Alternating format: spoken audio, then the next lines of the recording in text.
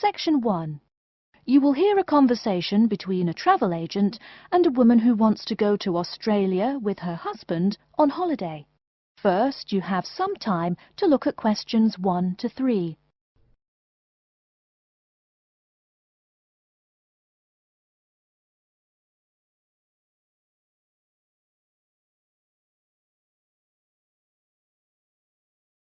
You will see that there is an example which has been done for you. On this occasion only, the conversation relating to this will be played first. Good morning. I've been looking at your holidays to Australia in your brochure. I'm thinking of going during the second half of next month. Good morning. As you can see from our brochure, we offer a wide variety of packages to various destinations in Australia. Is there anything in particular that interests you? The woman says that she has been looking at the holidays to Australia in the brochure, so brochure has been written in the space. Now we shall begin. You should answer the questions as you listen, because you will not hear the recording a second time. Listen carefully and answer questions 1 to 3. Good morning. I've been looking at your holidays to Australia in your brochure. I'm thinking of going during the second half of next month. Good morning. As you can see from our brochure, we offer a wide variety of packages to various destinations in Australia. Is there anything in particular that interests you? Yes, my husband and I are very interested in the holidays in the outback.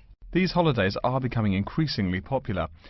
Would you like to arrange flights and accommodation with us, or just accommodation?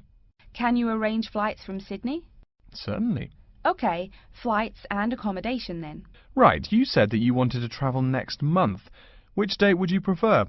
I should point out that there are no daily flights available, so if you have a flexible itinerary, that's better. Well, we arrive in Sydney on the 15th of April, and we were thinking of travelling to the outback on the 18th of August. April. OK, there's only one flight from Sydney to Alice Springs on the 18th, so I'll book you on that. It leaves at 10 in the morning, which is quite convenient.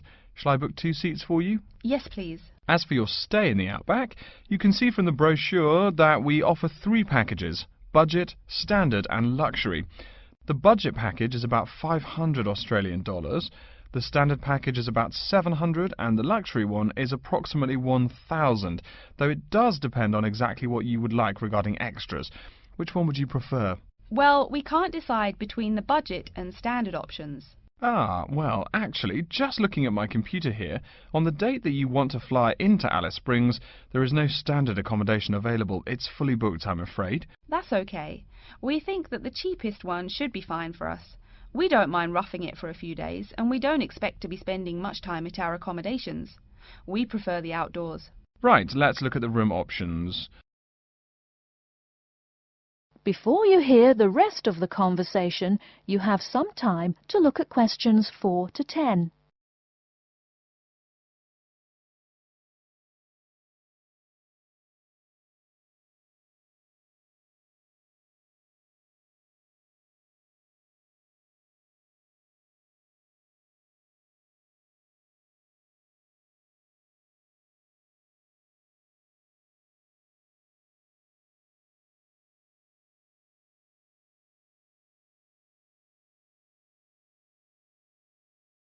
Now listen and answer questions 4 to 10. First of all, would you prefer a non-smoking room? Yes, neither of us smokes. OK. Oh, before I forget, could you book everything in my husband's name, please? Yes, of course. Are you paying by credit card? Yes. In that case, I'll need your husband's name exactly as it appears on the card. Of course, it's John A. Smythe. That's Smythe with a Y. John, middle initial A, surname Smythe, S-M-Y-T-H. Is that correct? Correct. Thank you. I'll just check the price. The room will cost $100 a night plus $10 tax, so $110 per night in total. Is that okay? Yes, that's fine. Book us for 3 nights, please. Most of the guests like to participate in some special activities and trips while they are staying in the outback. Is there anything that interests you and your husband? Yes, there are several things we'd like to see and do. We'd definitely like to visit the cultural centre. Yes, that's very popular. It's within walking distance of the accommodation and it's free. It's also a great place to pick up souvenirs of your trip. We were thinking about visiting one of the nearby farms. There are 2 farms nearby, a sheep farm and a kangaroo farm. There is also an opportunity to ride camels in the desert. Have you ridden a camel before? No, but it sounds like fun. Could you give me some more details about the kangaroo farm and the camel ride? Certainly. The kangaroo farm includes information on how the animals are raised, whilst the camel ride provides information on desert flora and fauna. Which would you prefer? You can arrange to see the kangaroos in the wild if you like, rather than on a farm. That sounds perfect. Okay, we'll go on the camel ride and see the kangaroos in their natural habitat. OK, I'll arrange that for you. I forgot to mention that the journey also includes a stop at a place of Aboriginal artwork. It's a place well known for its stone carvings of animals and mythical creatures. That sounds great. Are the carvings in the desert? Yes. Wonderful. Well, that's perfect then. I'm sure you'll have a lovely trip, but remember that you need to take care in the sun. Yes, we're really looking forward to our trip. We really want to try to experience the dream time under the stars. Of course. That's what a trip to the outback is really all about. Yes. Now, how about the cost? That is the end of section 1. You now have half a minute to check your answers.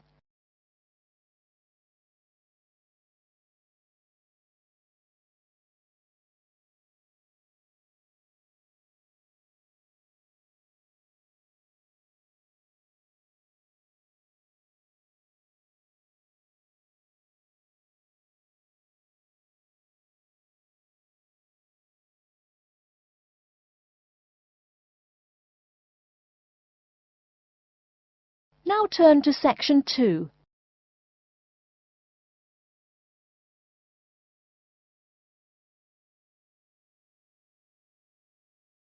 Section 2. You hear a talk by a counsellor from the University of New South Wales, who will introduce some useful facilities and services on the campus. First, you have some time to look at questions 11 to 15.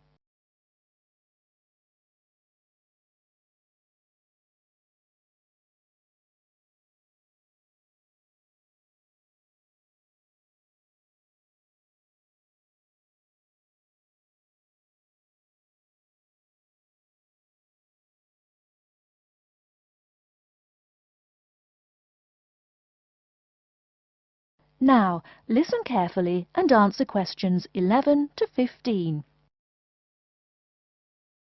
Hello everyone, and welcome to the University of New South Wales. The first thing I'd like to do at today's orientation session is get you all oriented.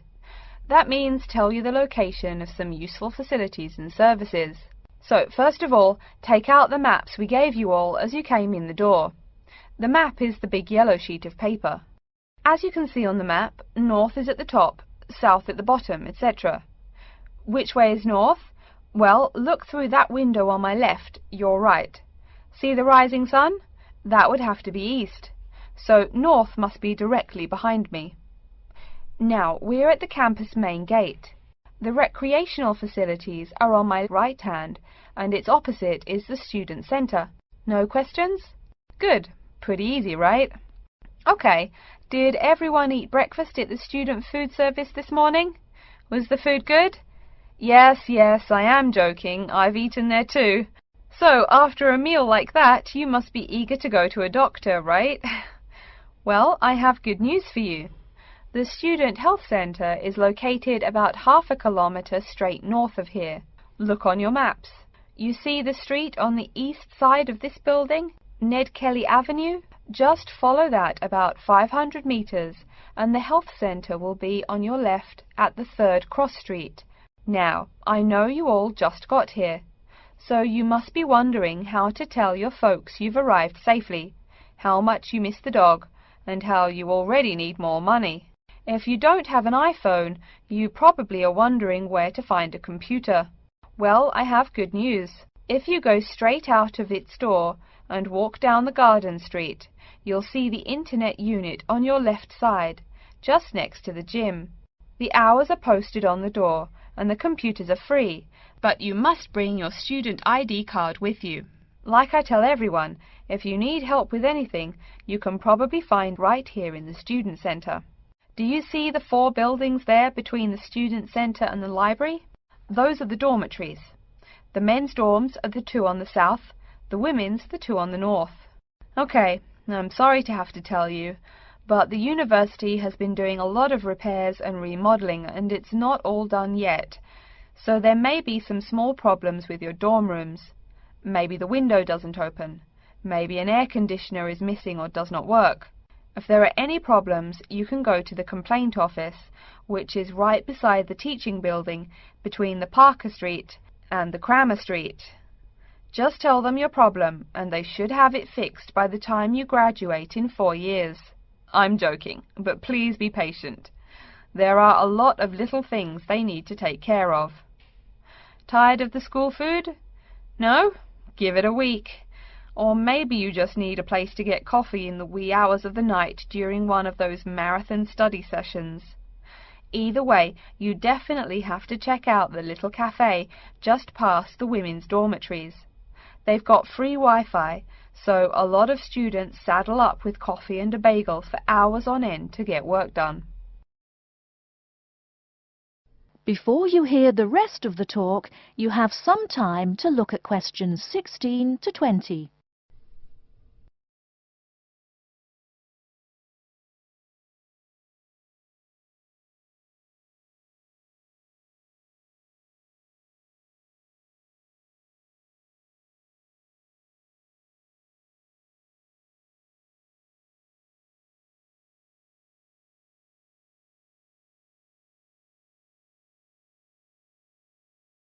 Now listen and answer questions 16 to 20.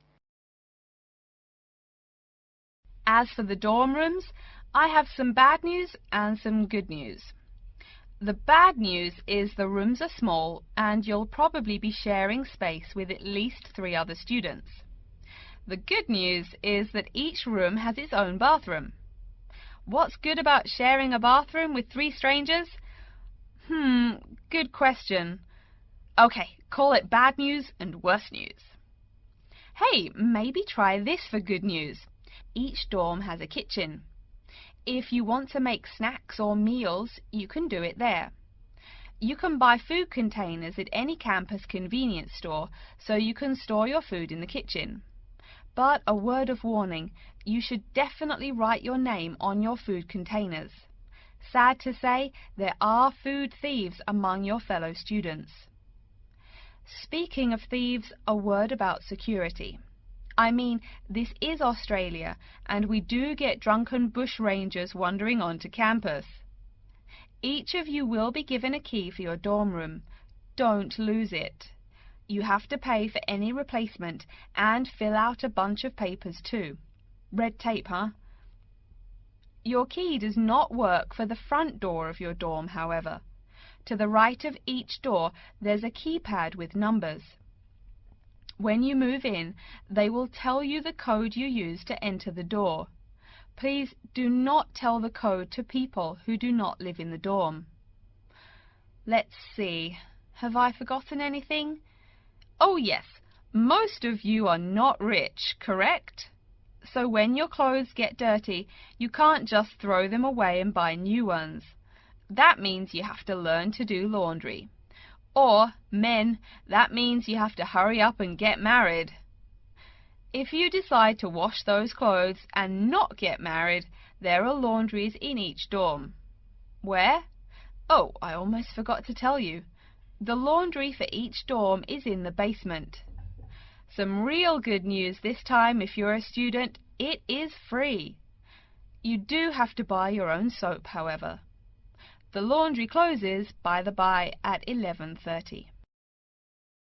And now that I've mentioned 11:30, please remember, the dorm doors are locked at 11:30 p.m. Your code will not work. If you want to get in, you'll have to call the night watchman. Don't worry, you can get that number at the dorm office. Yes, the dorm office and the complaint office are the same office. All right then. Before we continue, are there any questions?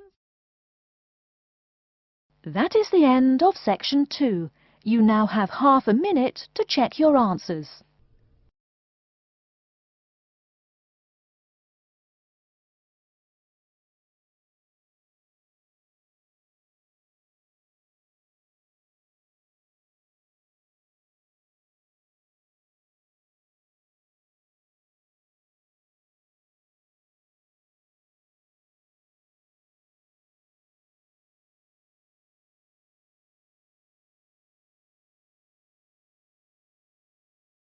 Now turn to section 3. Section 3. You will hear a conversation between a student and her professor talking about a summer course.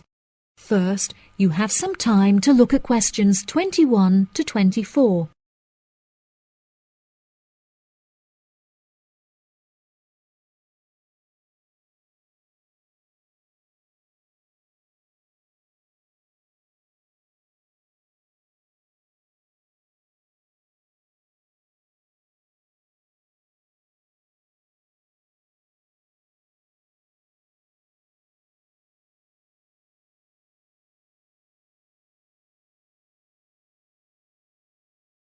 Now listen carefully and answer questions 21 to 24.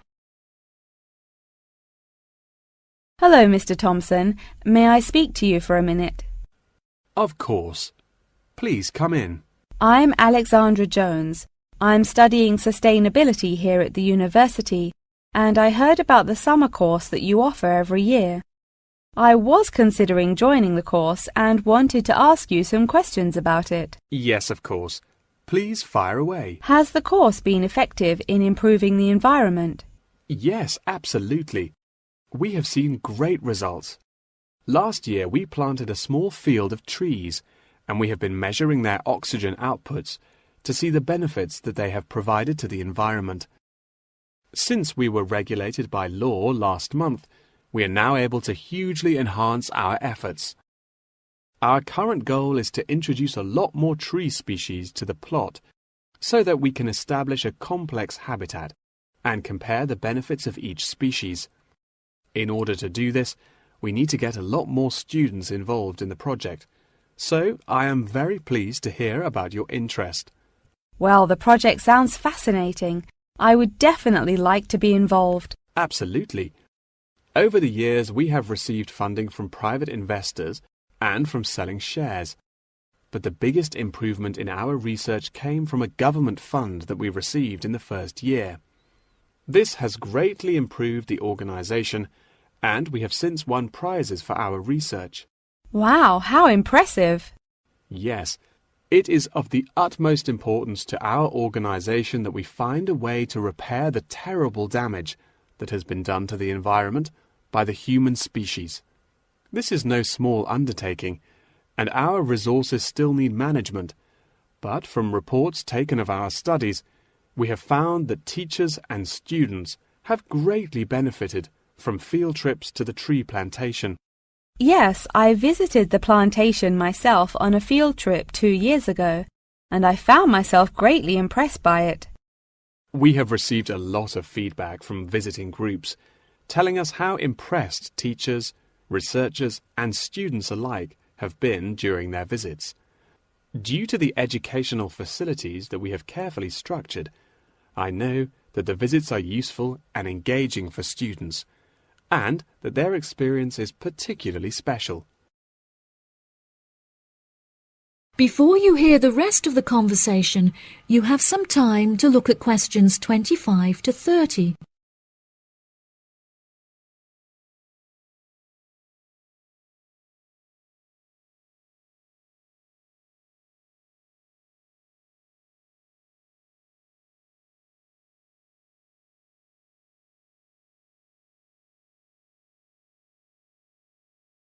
Now listen and answer questions 25 to 30. So, what is the particular focus of the organisation and the reports that it provides? I am personally very interested in soil erosion, so I knew that I definitely wanted to focus some of the report on this area.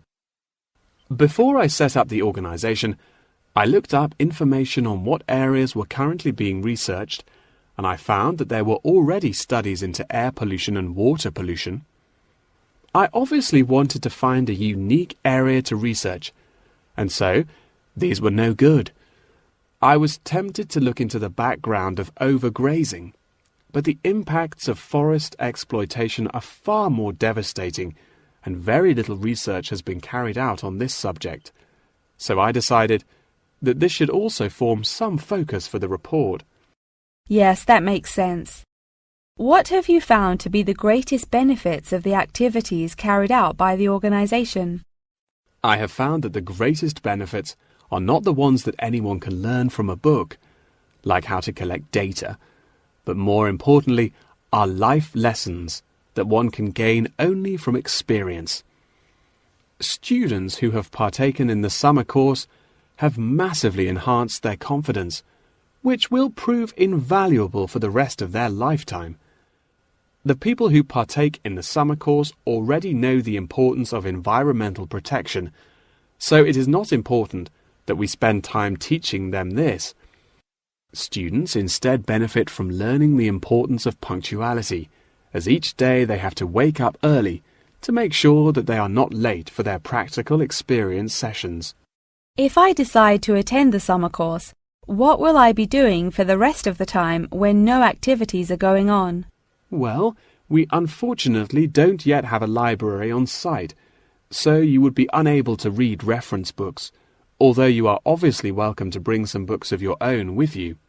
We offer a range of fun hobbies, such as games and painting, for students to participate in outside of their classes. So you could participate in one of these activities. We do not offer tutorials outside of the scheduled classes. However, you are free to interview teachers and ask them any questions you may have about the research. Well, the course sounds fantastic. I would definitely like to participate during the summer. Thank you so much for your help. No problem at all. Here is a form with all of the details. I look forward to seeing you there. That is the end of section 3. You now have half a minute to check your answers.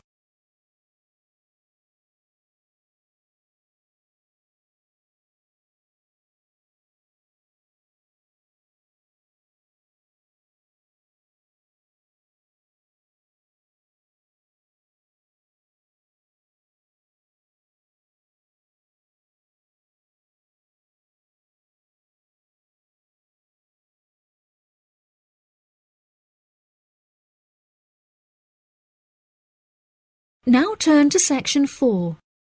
Section 4.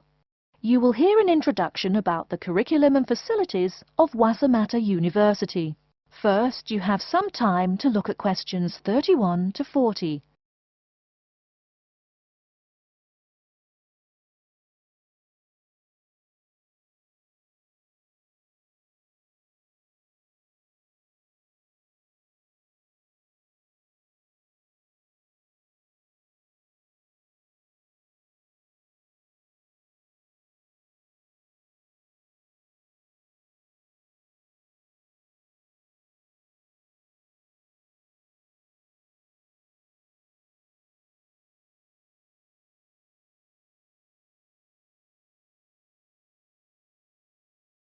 Now listen carefully and answer questions 31 to 40.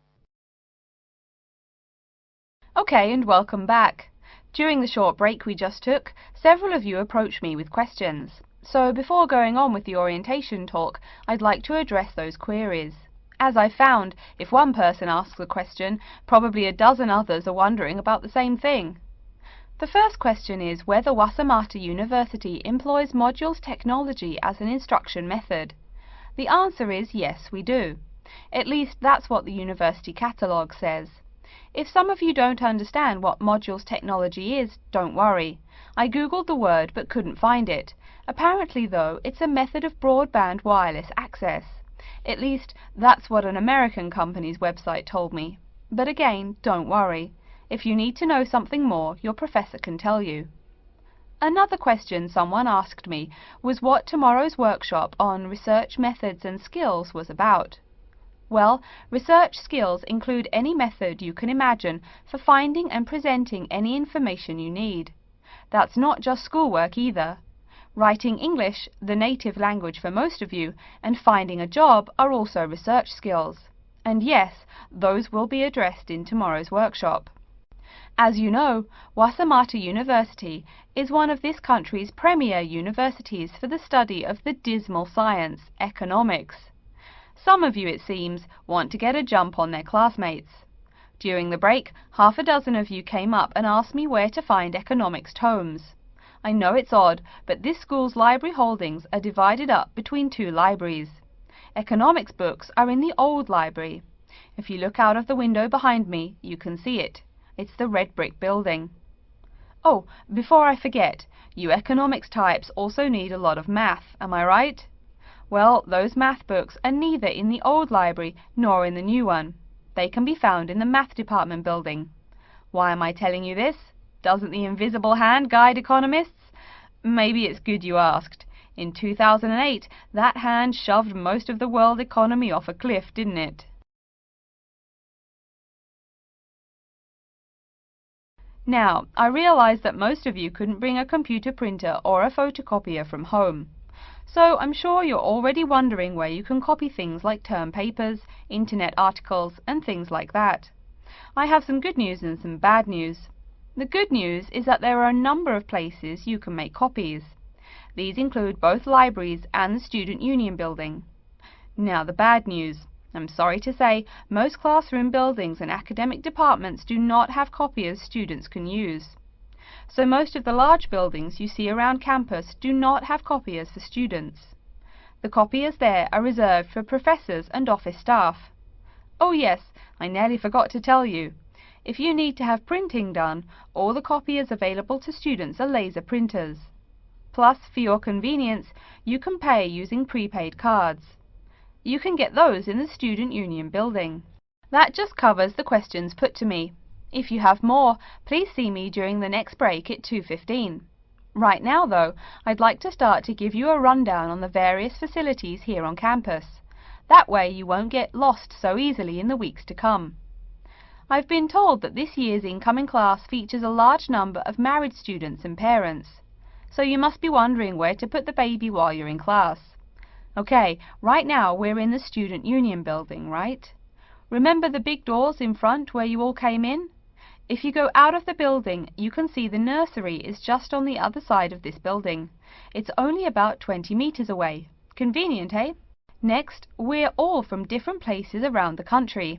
Some of you are from other countries. That means we're pretty likely to get sick during the first months of school as we expose each other to many new viruses. So where's the doctor? Of course, you need to find the Medical Services Centre, which is on the right as you leave the building. Remember, that's the second building on the right. And if you look out of that window, you can see a lot of antenna and satellite dishes on the roof. So that's what we call the Media Centre. Yeah, I know, I think it's confusing too. The Media Centre is next to the Medical Centre.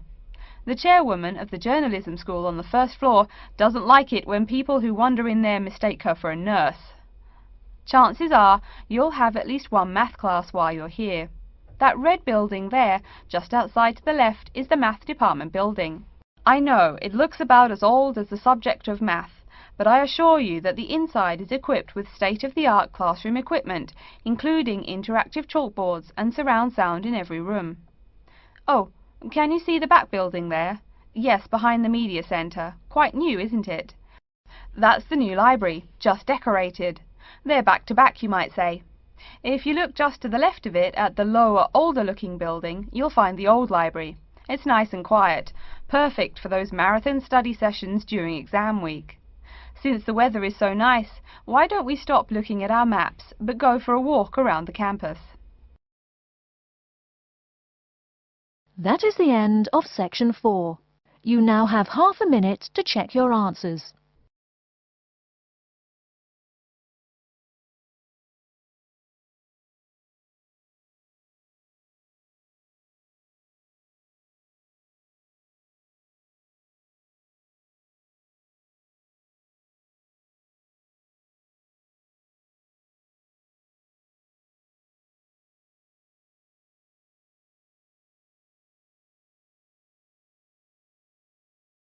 That is the end of the listening test.